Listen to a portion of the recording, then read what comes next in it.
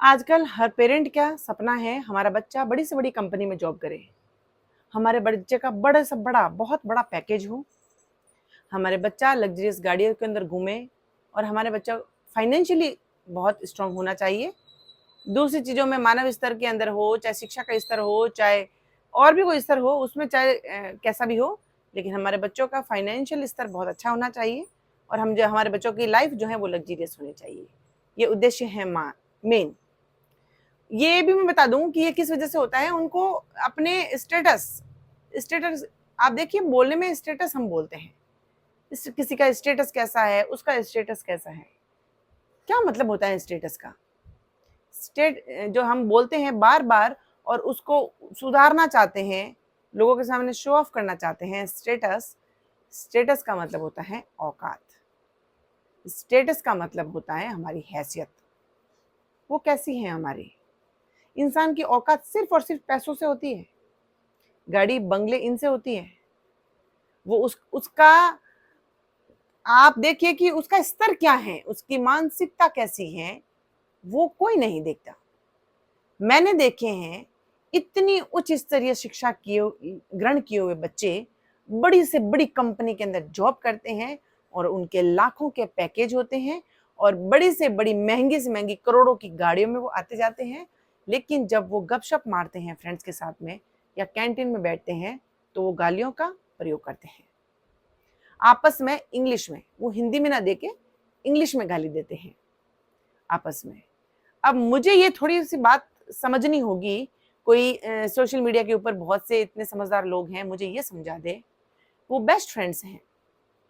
Best friends वो कहते हैं कि हम घनिष्ठ मित्र हैं, वो एक दूसरे का खर्चा उठा रहे हैं, एक दूसरे के साथ में सालों से जी रहे हैं, लेकिन बात करते वक्त एक दूसरे को गाली देते हैं। अच्छा, गाली किसको दी जाती है आप मुझे बताइए? हमारे भारतीय सभ्यता के अंदर गाली या माँ, बहन या उसको खुद को या उसके पिता को गाली दी जाती है।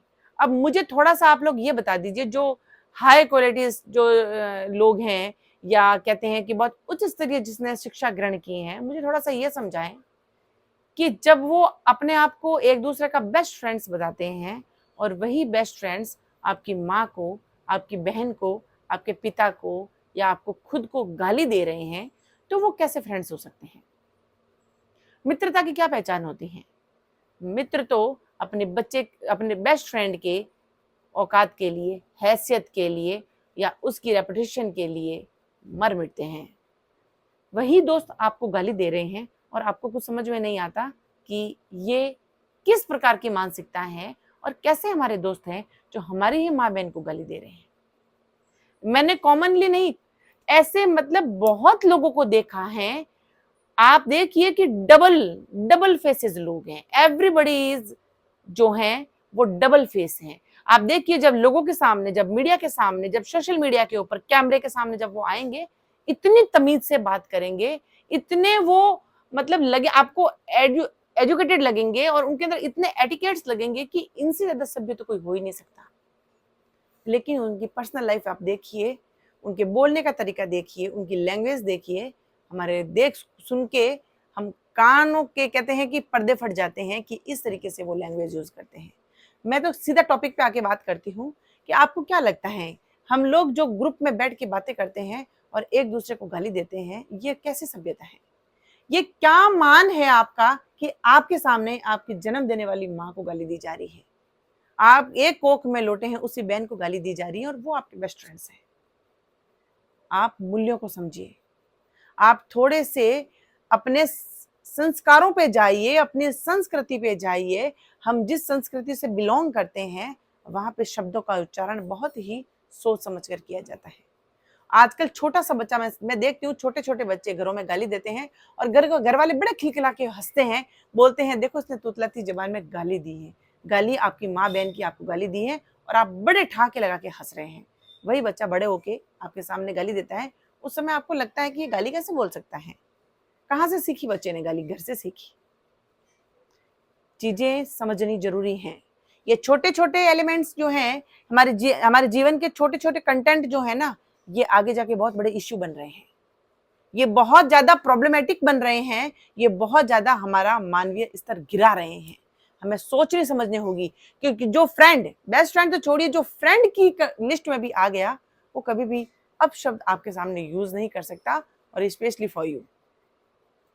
तो पहली बात, इन जो अपने, जैसा आप कैमरे के सामने प्रदर्शन करते हैं, जैसा आप लोगों के सामने, जैसा आप जब किसी के सामने शो ऑफ करने जाते हैं, स्टेज के सामने हो या व्हाटएवर, कहीं पर भी आप जैसा बर्ताव करते हैं, आपकी रोजमर्रा की लाइफ के अंदर भी आपका बर्ताव वैसा होना चाहिए, तब आप सभ्य हैं।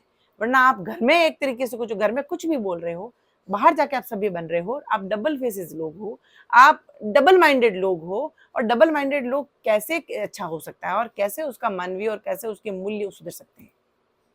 इसीलिए आजकल जो आप लोगों ने ट्रेंड बना रखा है ये गाली गलौज करने का, ये आपका मानवीय स्तर गिरा रहे हैं। गाली का मतलब आप समझिए, गालियां जो दी जा रही हैं उनका, कभी कोई चीज हम यूज कर रहे हैं उसका अर्थ तो पता होना चाहिए कि हम क्या बोल रहे हैं, इसका अर्थ क्या है। और हम रोज बोल रहे हैं, रोज सुन रहे हैं, उसके बाद में हम कहते हैं वी आर बेस्ट फ्रेंड्स। ये कैसे पॉसिबल है? इसीलिए हमारा तमीजदार होना, हमारा सही शब्दों का उच्चारण हमारी संस्कृति को बचाता है। इसीलिए सोचे समझे बोलें, और जो अगला बोले वो चाहे कितना भी आपका घनिष्ठ हो, लेकिन उसको भी आप लिमिट में रखना सिखाएं। और बोलिए कि आप बोलने से पहले सोचें।